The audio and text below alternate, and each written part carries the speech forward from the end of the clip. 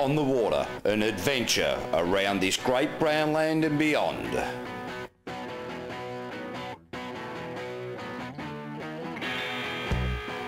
Strap on your life jacket and get set to get wet on the water. Welcome back from the break. As we cleared Sydney Heads, it was off into the Tasman Sea. This is where the fleet will separate as some yachts head inshore and others offshore. Bacardi will head offshore looking for the assistance of the East Australian current. With the flow of the current against the wind, we experience some uncomfortable conditions. The assistance we receive, however, far outweighs any negatives.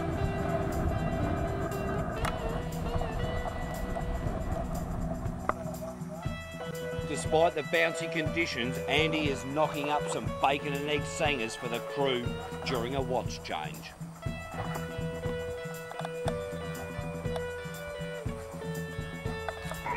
Righto, it's it's the end of day one. It is 24 hours since the start of the race. We're just listening to the weather skid currently.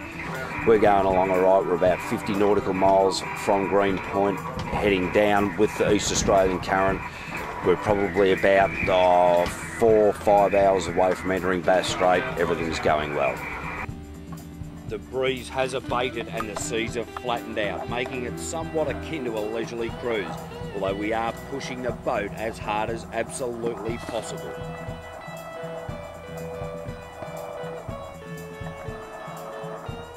As the helmsman, each individual one finds their rhythm, we have a look at the crew as they're monitoring the sails, monitoring the sea conditions and monitoring the weather to be able to best position Bacardi in a race-winning position.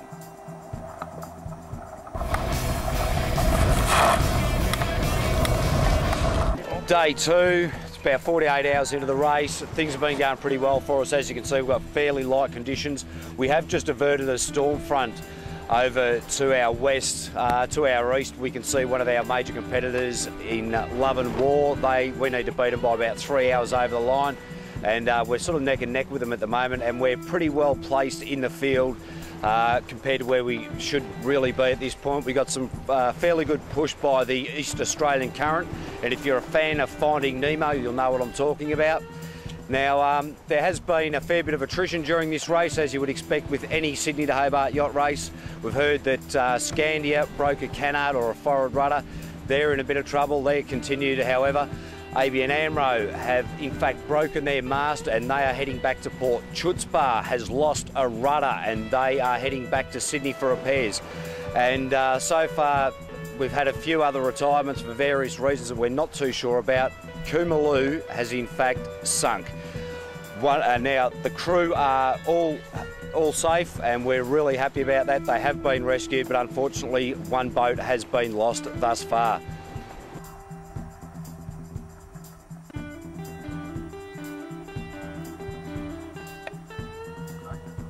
The wind backed into the northeast, making our position on the course an absolute ripper. This means we could sail a more direct route to the next mark of the course, Tasman Isle, on the southeast corner of the Tassie coast. We then need to cross Storm Bay in order to enter the Derwent River and head towards the finish.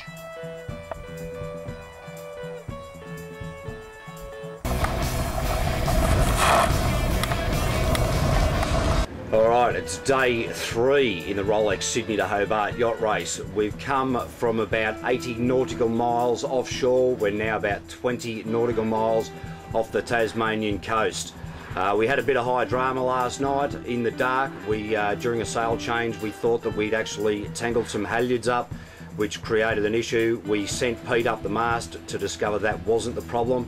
That leads to a further issue that we may have the halyards in fact tangled within the mast, rendering our starboard halyard out of action at the moment. We broke our outhaul on the mainsail. We're now using a reefing line as our outhaul. We have been given a report from race control that we are currently running second overall, and that certainly buoyed the crew, there's no doubt about that. We have Love and War that are currently leading overall, just on our starboard quarter, so that's certainly keeping us on our toes. We're keeping a very close eye on what they're up to. We've got about 100 nautical miles to go until we get to the corner and around the bottom of Tasman Isle and heading into Storm Bay and then up the Derwent. 100 nautical miles is a long way to go in a race like this, and anything can happen. So we're certainly poised, and you know, we're right on the ball. Willow, any comments regarding this stage of the race? Yeah, well, we've just had a report that we're running second in the race, which is pretty good news. The bad news is that the boat that's leading us is not far enough behind us and we can have him inside. So we'll be trying pretty hard from now on. There are still a lot of other boats and the weather to beat before we can actually finish up in second place anyway. So far, so everything's been going pretty well. It's been a fairly easy race. Not too much work for the crew, not too many sail changes. And at the moment we are just not quite laying Cape Sonorate, which is causing me some concern. However, one way or another we'll get to the finish and hopefully finish where we are now. Chris, how's your first Hobart going? Yeah, we've been pretty lucky. It's been quite an easy one, so yeah, it's been pretty good. Let's hope that this weather continues and we don't get belted with 140 miles to go. That would be good. As we close in on the Tasmanian coast, the crew are pushing themselves and the boat to the limit.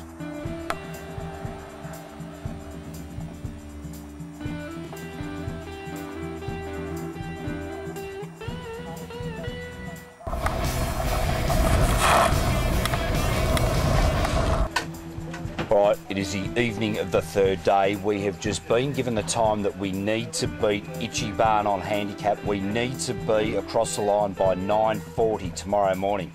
Now, we've been running 4-hour rolling watches and hot bunking it to the high side of the boat to give it a better balance through the water. What that means is now that we've got the pressure is on, we need to get there by 9:40 to have a show of winning this thing. So all the boys are going to be in and out of the bunks all night. The tension is starting to build. Everybody's up on deck, trimming and working the boat really hard.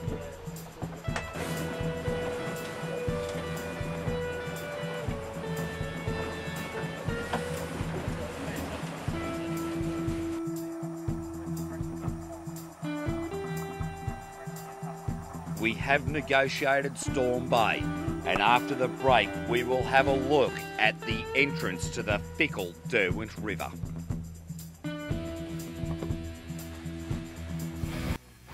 Well, that's it for another week. We hope you've enjoyed the show. So whether you're hanging off the wire or winning in national titles or even sailing over the horizon, remember, a bad day on the water is better than a good day at work.